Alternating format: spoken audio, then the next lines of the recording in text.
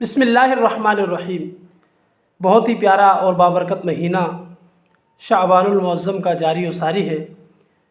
یہ وہ بابرکت مہینہ ہے کہ جس میں آپ اور میرے پیارے آقا دو جہاں صلی اللہ علیہ وآلہ وسلم اکثر دنوں کے روزے رکھا کرتے تھے۔ اس میں کئی مختلف روایت ہیں۔ ایک روایت یہ بھی ہے کہ اکثر دنوں کے حضور پاک صلی اللہ علیہ وآلہ وسلم روزے رکھا کرتے تھے، اور اسی مناسبت سے شعبان المعظم کی 15ویں رات یہ وہ بابرکت رات ہے کہ جس میں آپ اور میرے اعمال ناموں کو اللہ تبارک و تعالیٰ کی بارگاہ میں پیش کیا جاتا ہے۔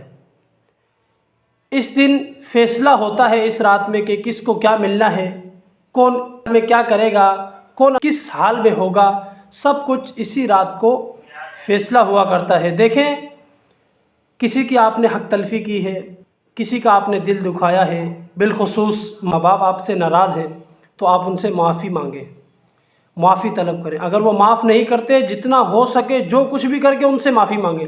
جب تک وہ معاف نہیں کریں گے اللہ معاف نہیں فرمائے گا، کیونکہ اللہ فرماتا ہے کہ میں حقوق اللہ معاف کر سکتا ہوں لیکن حقوق العباد معاف نہیں کروں گا، کیونکہ حقوق اللہ تبارک و تعالیٰ کا حق ہے اور حقوق العباد بندے کا حق ہے۔